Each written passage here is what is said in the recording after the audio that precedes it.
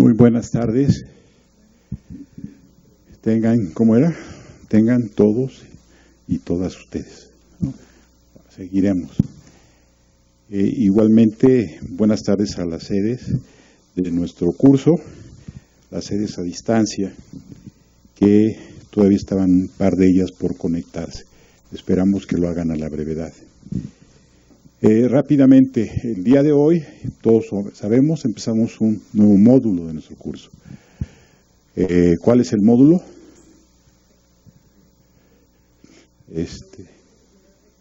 Educación Superior Tecnológica. Terminamos el módulo relativo a las normales y empezamos el día de hoy. Y creo que lo estamos empezando muy bien. Entonces, hemos tenido ya 3 sesiones que son introductorias, panorámicas en relación al sistema de educación superior en México.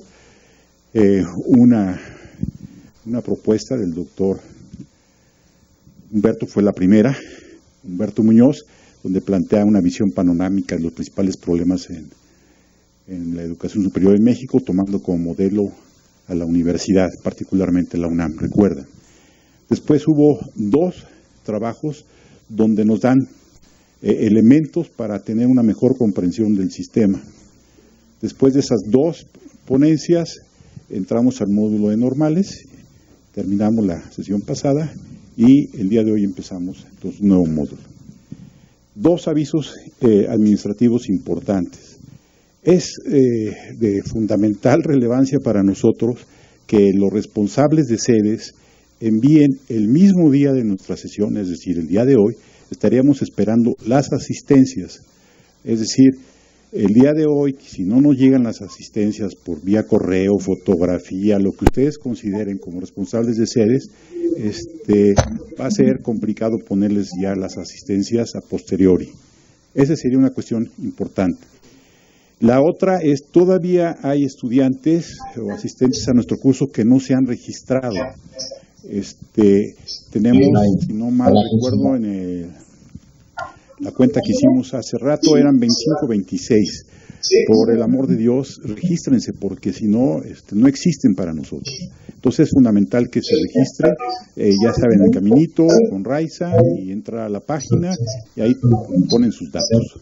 Por favor, los responsables de sede, por favor, hagan que sus estudiantes, sus asistentes se registren. Bueno, el día de hoy nos acompañan el responsable del módulo sobre tecnológico, el sistema de educación superior tecnológico, el doctor Alejandro Márquez. Él va a ser el que va a dirigir, de hecho es el responsable del diseño de todo este módulo. El colega es investigador titular en esta universidad, trabaja en el Instituto de Investigaciones sobre la Universidad y la Educación, el famoso ISUE. Doctor en Educación por la Universidad de Aguascalientes, forma parte del Sistema Nacional de Investigación con el nivel 2. Para mí en lo personal es un gusto siempre su presencia, sus intervenciones. Se ha especializado en cuestiones de financiamiento y planeación de políticas en educación superior. Tiene un sinnúmero de intereses, responsable de una publicación importante de investigación educativa en el país. Por ejemplo, tiene un proyecto sobre escolaridad y empleo, la producción científica en Iberoamérica. En fin, ustedes ya saben dónde pueden consultar con mayor detalle la semblanza del doctor. ¿Dónde? En nuestra página del curso viene la sección ahí de ponentes y ahí viene. Entonces, le paso ya sin más la palabra, doctor Márquez. Gusto tenerlos con ustedes, ya ahorita los presenta. ¿Vale? Con permiso. Gracias, Jorge. Bueno, les doy la bienvenida a este 10º curso interinstitucional del Seminario de Educación Superior. Y bueno, como señalaba Jorge, el tema en esta ocasión fue normales, tecnológicos y universidades. Más que nada bajo la idea de hacer un recuento de qué era lo que pasaba con el sistema de educación superior. A mí me encargaron más que nada de coordinar un módulo sobre educación superior tecnológica. Al principio, incluso aquí mi compañero Imanol me hacía la burla de que era como la rifa del tigre. Más que nada porque sí había, o sea, se reconoce que aún a pesar de que tiene una gran cantidad de instituciones y capta una buena proporción de la matrícula de educación superior, el sistema, más que nada, esta modalidad tecnológica, en ocasiones ha sido poco investigada, ha sido un sistema que en ocasiones es un tanto hermético en cuanto a proporcionar información, y se conocen casi datos muy generales. Pero también desde la parte de la investigación educativa es uno de los subsistemas menos analizados. Es decir, probablemente esta reserva, poco acceso a la información que tiene este sistema, o sea, ha sido parte de las causas. A diferencia más que nada del sistema de universidades, principalmente las estatales, que son las más estudiadas, o la modalidad de educación normal, que por su vínculo que tiene con la educación básica, sí tiene como investigaciones muy específicas. En ocasiones la investigación o lo que se conoce sobre el sistema de educación tecnológica ha sido muy, muy parcial. O hay investigadores que lo han investigado un tiempo y lo dejan y vuelven, después de pasados algunos años, vuelven a tocar el tema. Pero no ha sido en ocasiones así con todos, más que nada las diferentes modalidades educativas que hay en el mismo. Es decir, tenemos institutos tecnológicos, ahora tenemos esto de las universidades tecnológicas, las universidades politécnicas que quedan ahí contenidas. Y si ustedes echan un vistazo e intentan buscar en la literatura, o sea, van a encontrar que sobre institutos tecnológicos hay poca investigación, sobre universidades politécnicas casi no hay nada. Y universidades tecnológicas hay muchos seguimientos de egresados, pero muy parciales, o sea, como que cada quien tira por su lado, y en ocasiones permite tener poca información para tener como una visión a gran escala, una visión de conjunto. Por ahí hay un trabajo de Adrián de Garay que más o menos hizo una visión más panorámica, pero eso es como toda la información que tenemos. Más que nada para los estudiantes que tenemos aquí, pues incluso es una invitación que ahí tienen como mucha tela de dónde cortar. Si les interesa este subsistema, en verdad sería un aporte relevante para el sistema más que nada de educación superior, porque hay poco que se conoce de este subsistema. Y bueno, ya para no quitarle tiempo a las intervenciones de mis compañeros, nada más quisiera darle también, bueno, ya les di la bienvenida a la gente de la sala, pero también esto incluía a la gente que nos acompaña en las sedes a distancia, que cada vez son más numerosas según yo.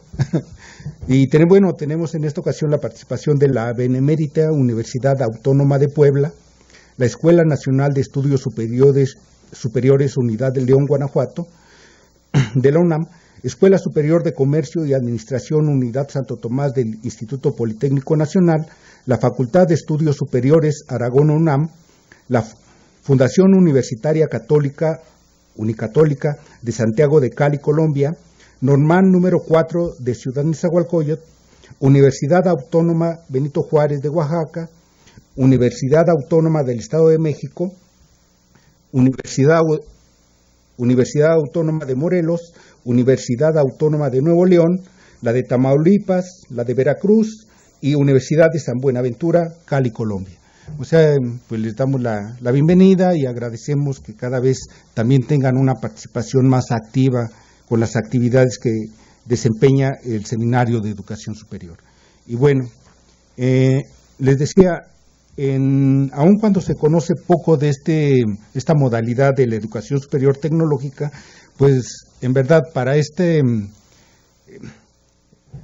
módulo, o sea, me da gusto haber podido contar con la participación de personas que sí le han dedicado bastante tiempo y bastantes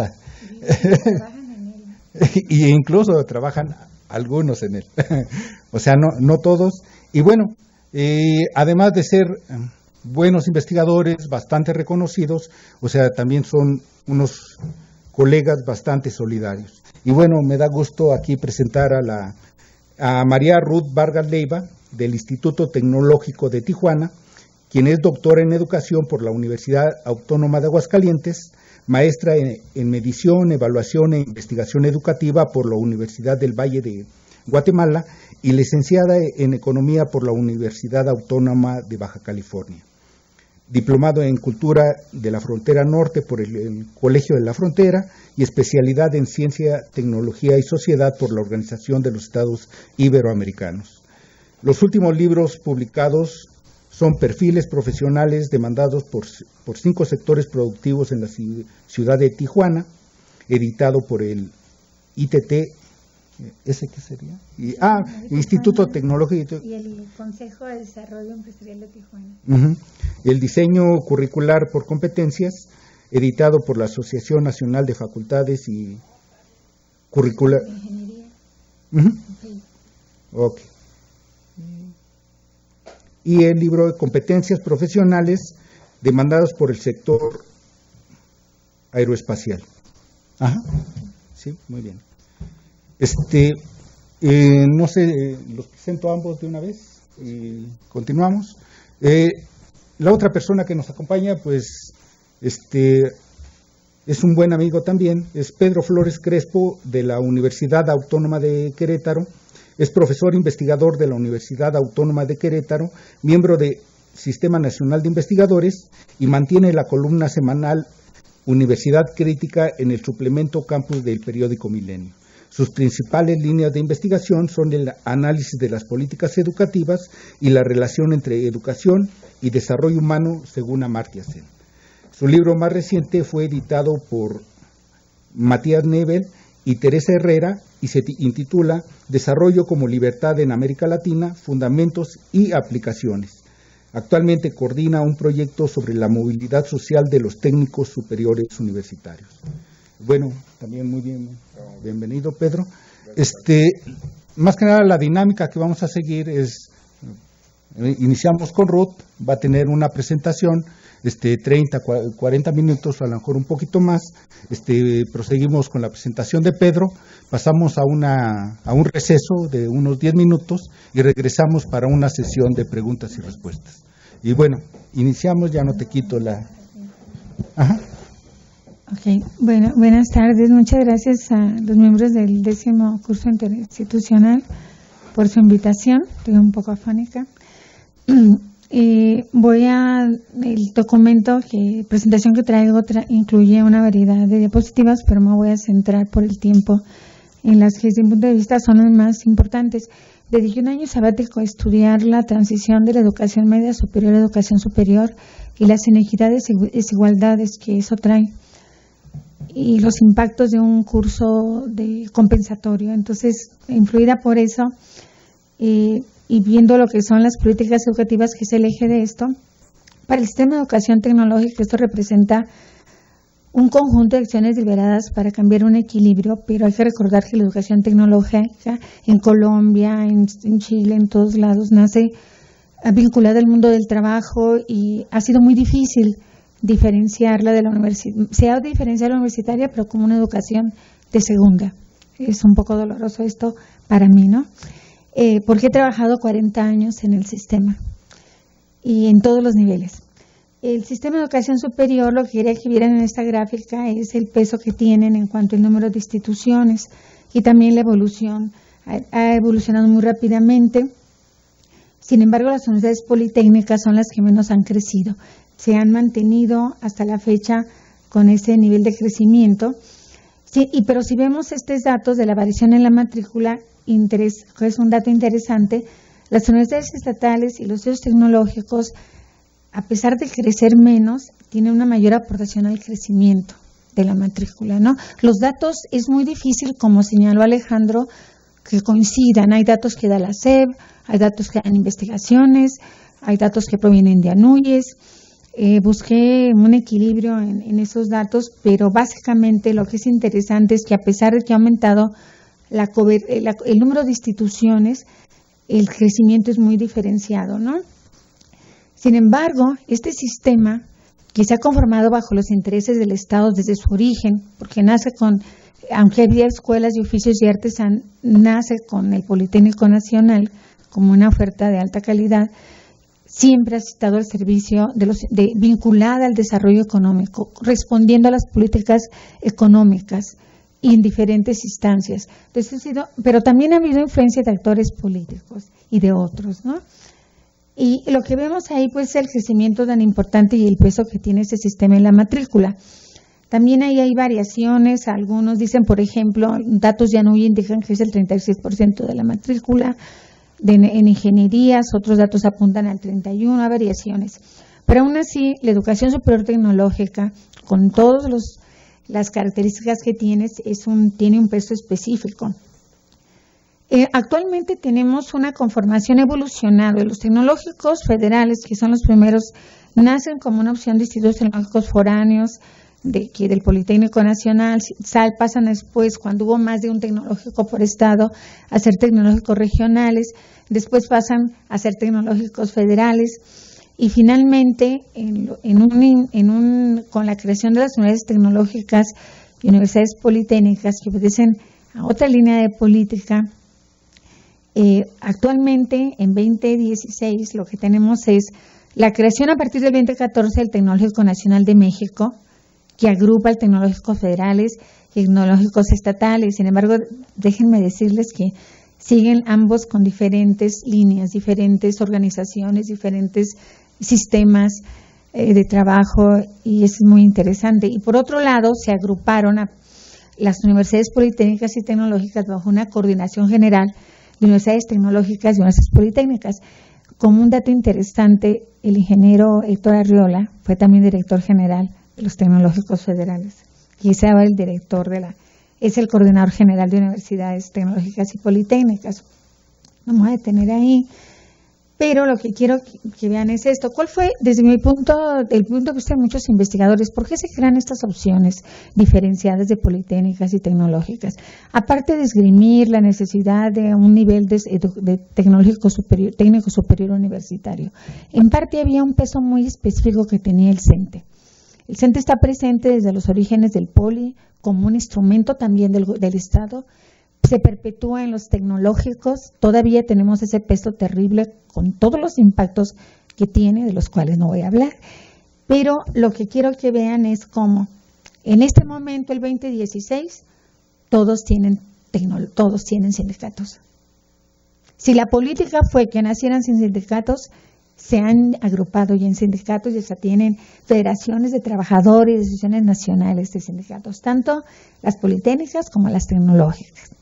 Algunos casos, en el caso de Chihuahua, incluso las unidades tecnológicas y politécnicas pidieron su adscripción al CENTE. Este es un dato interesante, porque si la política del Estado se dirige allá, pues aquí hay un dato curioso, ¿no? Sus modelos educativos, después verán ustedes en detalle. Yo siento que no hubo un mapa de viaje, no hubo una cartografía. Han estado cambiando rápidamente, y déjenme decirles que también desde la época de los 70 yo participé en esos programas, desde los programas por objetivos de la década de los 70, que marcaron características que muchas veces sumirían el sistema universitario. Soy testigo de eso, o sea, hablo de lo que he vivido, ¿no? La flexibilidad, los créditos, la movilidad, estaban ya presentes en los tecnológicos en la década de los 70.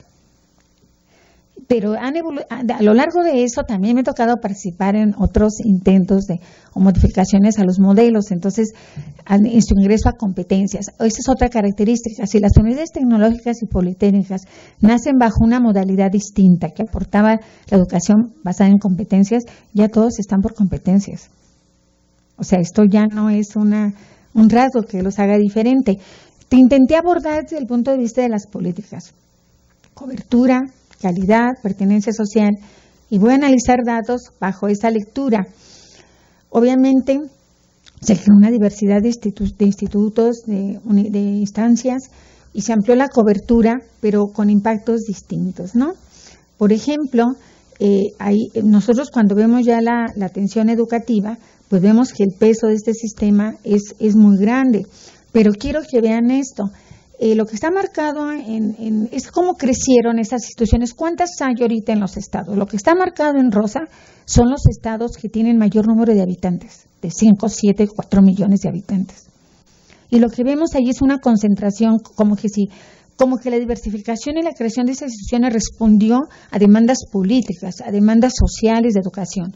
Los que van marcados en amarillo son los estados que tienen menos atención a la demanda educativa y son los más pobres, donde se incrementan las desigualdades, donde están marcadas y donde no se crean pocas instituciones de este tipo. Las que ven marcadas en morado son aquellas de mayor dinamismo económico. Son aquellas donde se están creando clústeres, donde están establecidos ahorita en Querétaro y en toda esta región del Bajío, la industria aeroespacial. Nosotros tenemos 60 industrias del sector aeroespacial en Tijuana. Ciudad Juárez tiene otro sector. Dina Automotriz se está moviendo en toda esta región y sin embargo ahí también se crean muy pocas instituciones. Entonces la pregunta es, ¿cuál fue la política? ¿Cuál fue la visión de esto? ¿A qué obedeció esto? Este crecimiento y supuesta diversificación del sistema, ¿a qué obedece? Porque vista desde el punto de vista económico del crecimiento de las regiones, no hay una lógica. También un dato interesante es que la gran mayoría se crearon instituciones en ciudades incluso de menos de 50,000 habitantes. Y eso me recuerda una anécdota en un curso, una vez que di un curso en Anoyes, donde hablando de la pertinencia de la educación, decía, es que no se puede crear una escuela de derecho, ¿verdad?, con 25,000 habitantes. Y me dijo un directivo de la SEB en Oaxaca, que estaba presente, dijo, ¿cómo no, maestra? Es pertinente para el gobernador. Entonces, aquí lo que vemos no son lógicas, pues. ¿No? Hay algo que nos está diciendo que sí tiene un sentido abrir instituciones, pero la pregunta que yo me hago como economista es, ¿cuál es la lógica productiva? O sea, ustedes van a ver ahí carreras de ingeniero en aeroespacial, ingenieros en petróleo, y uno dice, ¿qué está haciendo en un poblado de 25,000 habitantes esta carrera? ¿Cuál es la lógica y la pertenencia del programa en ese sector, verdad? Vemos ahí también lo que comentábamos de la mala distribución. Obviamente hay un importante incremento en la cobertura, pero mi opinión es que no va acompañada de una reducción significativa en las brechas de inequidad y de exclusión. ¿Por qué? Primero, porque desde el momento en que hay una oferta educativa diferenciada en esas ciudades donde no hay otra oportunidad educativa, algunos documentos, investigaciones hablan de una desigualdad horizontal, referida a que el muchacho va a entrar a carreras porque no tiene otra opción educativa. Desde ese momento, uno no escoge lo que quiere, escoge lo que está ofertando el contexto. Y esto no se traduce necesariamente en una reducción de estas. Además, ahorita van a ver datos del examen de ingreso y tampoco está reflejando que estos muchachos tengan las capacidades para abordar este problema. Entonces, no hay atención a la inequidad. Y también estamos debajo de la meta nacional que había puesto el gobierno de 40% de atención a la educación superior para el 18. A pesar de que los tecnológicos tienen 60 años, más de 60 años creados, nacen en 1948, todavía vemos instituciones que se están creando de muy pequeño tamaño. Ya hay un criterio para esto. El gobierno nos impuso desde un principio un límite de 5,000 alumnos. Sin embargo, hay tecnológicos que se han ido arriba de este número, ¿no? Que el Tecnológico de Tijuana, por ejemplo, ahorita tiene 9,000. Tenemos 9,000 estudiantes, 17 carreras y 2 campus. ¿Cuál es el costo de esto? Primero, no tenemos plazas. Plazas de tiempo completo se han reducido un 25%. Por lo tanto, tenemos un número muy alto de profesores por honorarios, que no están reflejados en las estadísticas del gobierno, que no funcionan para la acreditación de los programas educativos. Y esto no le encontramos solución, porque hay un mensaje que se cruza. Por un lado, el gobierno demanda mayor cobertura educativa. Hay una presión a que atendamos mayor alumnos, pero no nos da recursos, no nos da plazas. Contamos con recursos limitados. No tenemos más apoyo que el federal, no tenemos apoyo del gobierno del estado, al menos en Baja California, aunque sí hay estados donde ha habido un apoyo restricto, como es el estado de Durango, porque ahí tiene un peso muy fuerte el Tecnológico de Durango, y que la mayoría de los directivos han sido secretarios de estado también, y han sido directores generales de los tecnológicos. Entonces ese tecnológico tiene otras características. que vemos pues que los grandes son Tijuana y Ciudad Juárez, los que más han crecido también se ubican en zonas donde hay un dinamismo económico, donde hay un desarrollo industrial que presiona. Y yo he afirmado varias veces que, aunque nunca se ha dicho, valdría la pena decirlo, que estas instituciones cumplieron una función trascendente. Los tecnológicos se crean en el norte todos los primeros se crearon en el norte de México, y a principios de la década de 70 hubo una explosión en el norte de México de estos tecnológicos y aportaron un valor agregado importantísimo al desarrollo del sector industrial, sobre todo la incipiente industria entonces conocida como industria maquiladora. Al nivel que en este momento las investigaciones que yo acabo de hacer sobre el perfil de los ingenieros gerentes en la maquila, dice que el 85% de todos los gerentes de las empresas en Ciudad Juárez y Ensenada son egresados de un tecnológico. Nosotros los formamos, fueron incluso algunos de ellos míos, ¿sí?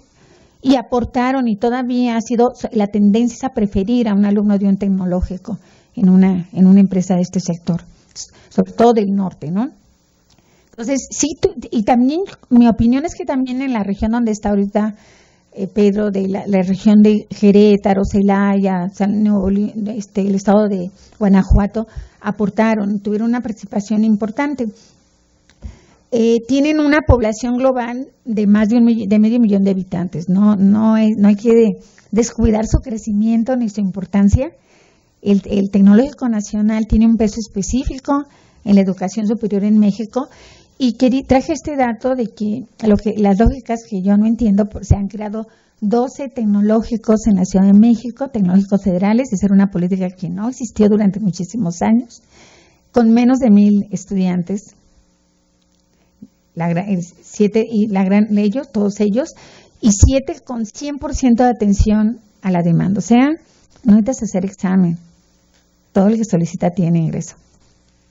Esto va a tener un impacto en los resultados que van a ver después. ¿Cuáles son los que podemos analizar? Bueno, que la diversificación, lo que estamos viendo es una matrícula reducida en muchísimas de estas instituciones de sistema de educación. Hay unas que tienen 300 alumnos. Vemos un costo alto educativo. Mi asistente bajó los informes de gobierno y el costo educativo ahorita está 75,200 pesos por alumno en México, según el último informe del presidente. Pero hay universidades tecnológicas que tienen costos de 180,000 pesos por alumno, porque tiene una matrícula muy pequeña. Y por otro lado, algo que es muy doloroso, el estrato socioeconómico de procedencia, que influye en el capital cultural y social, tiene un impacto grande en la eficiencia terminal.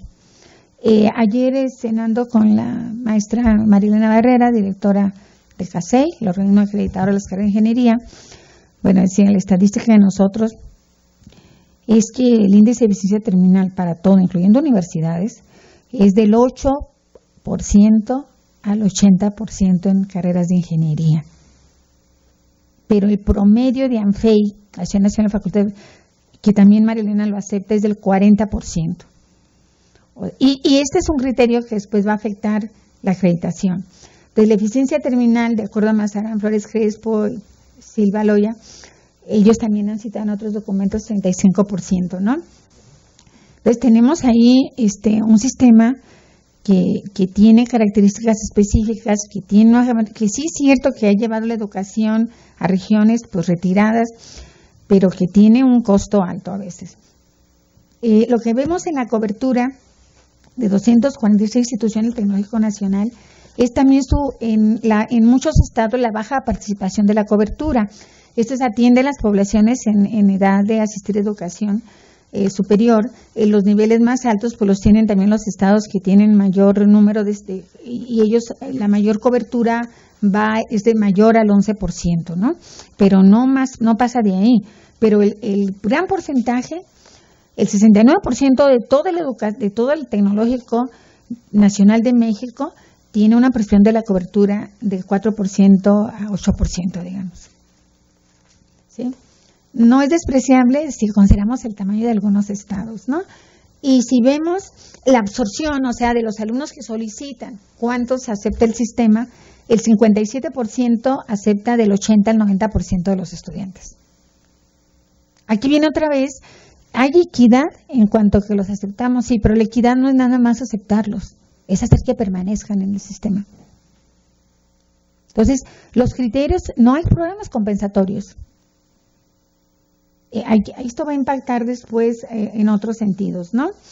Entonces, en general, pues el sistema de tecnológicos federales absorbe el 30% y el estatales tiene una mayor capacidad, absorbe más porque son instituciones más pequeñas que no tienen opción de rechazar a los alumnos.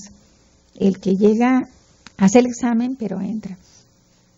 Lo que vemos también en el caso de las politécnicas, para el 24, como decía Alejandro, es a veces difícil actualizar los datos, sin embargo en estos el problema es menor, porque su cobertura no solo es inferior al 1%, sino que el 75% casi absorbe a todos los alumnos que ingresan, ¿verdad? Entonces, este problema se crece porque proviene de estratos socioeconómicos de bajo ingreso. Incluso hay un artículo sobre una universidad tecnológica en la zona indígena, politécnica en la zona indígena, y también estudio de Garay indica que los muchachos que asisten a este tipo de escuela pues provienen de estrato socioeconómico inferior al de las universidades y obviamente también a los institutos tecnológicos. En muchas regiones, en mi institución, pues van desde clase alta hasta clase media y van pocos de clase baja. En realidad hemos hecho ese estudio también, ¿no?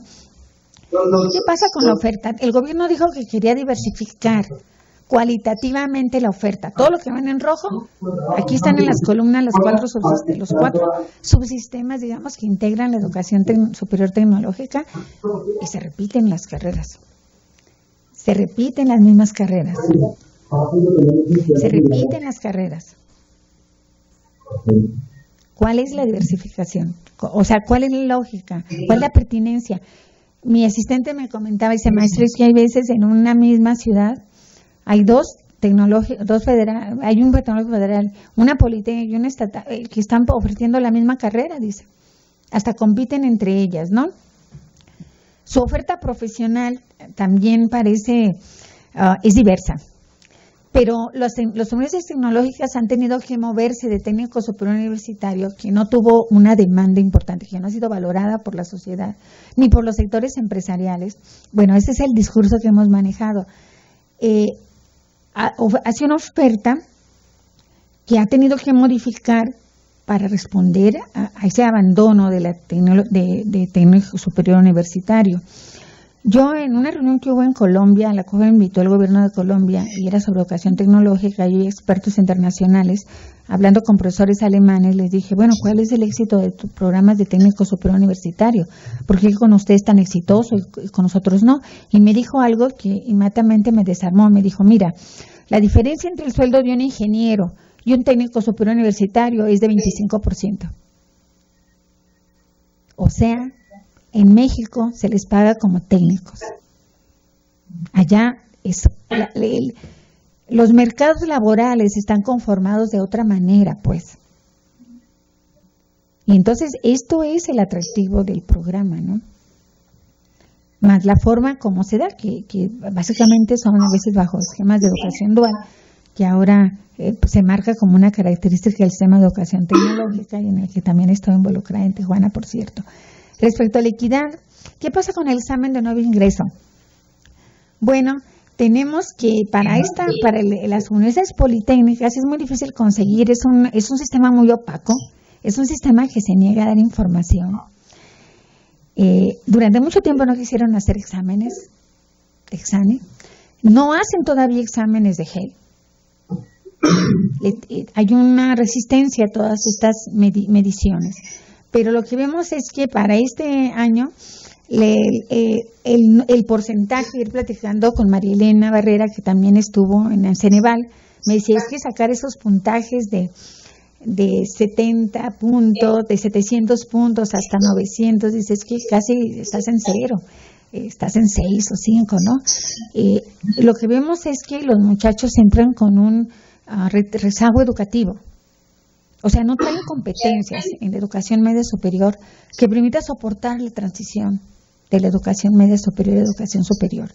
Y esto tiene impactos. El gobierno ha querido cubrir eso a través de becas de manutención. de todo tipo, de contención, de académicas, de transporte, de residencias profesionales, de titulación.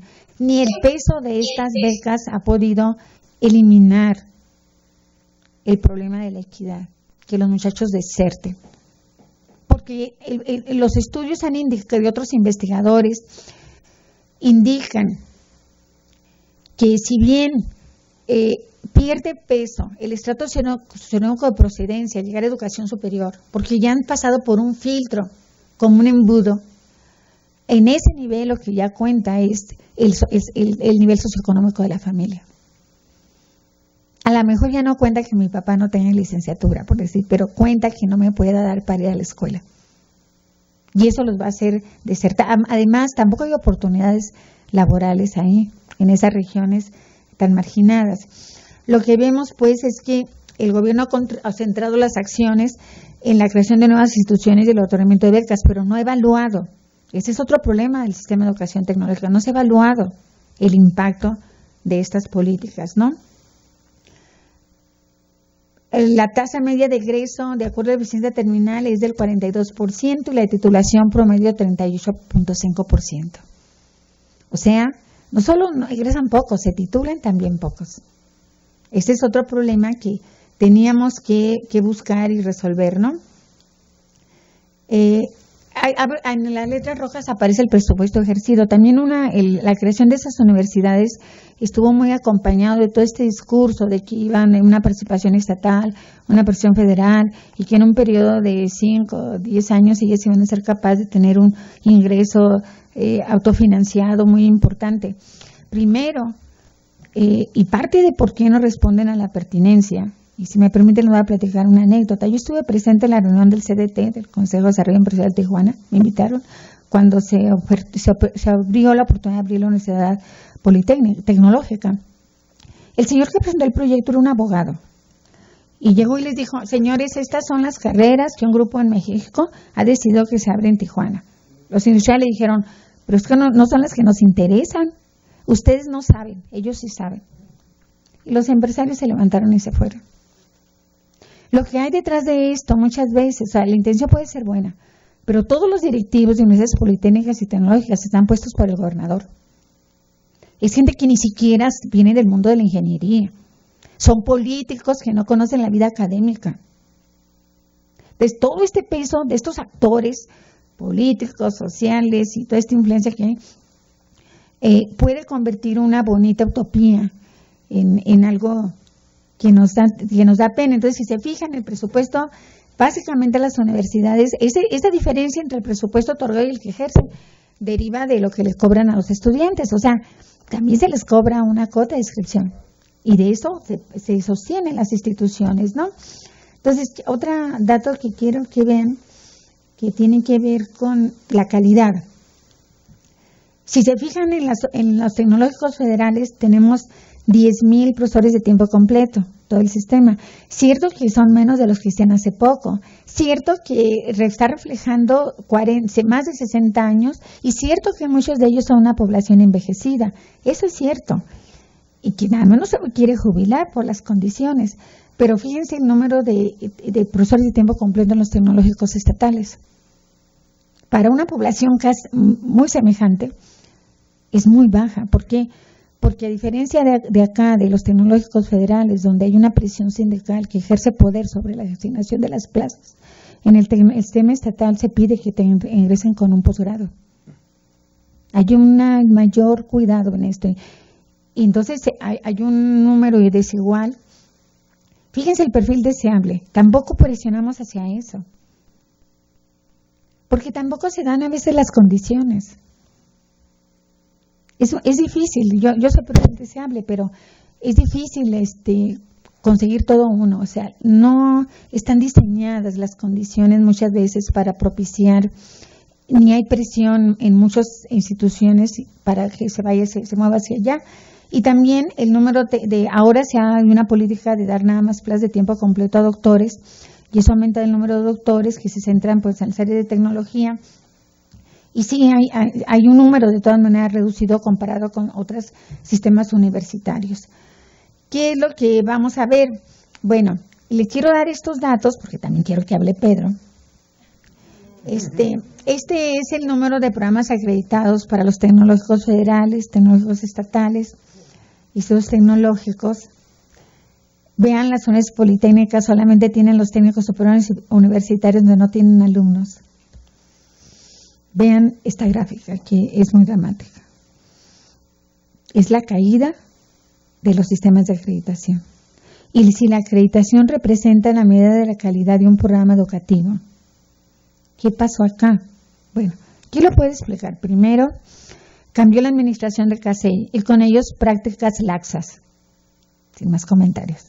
Segundo, cambió el sistema de acreditación, o sea, se hizo nuevos criterios de acreditación tratando de ajustarlo a lineamientos internacionales.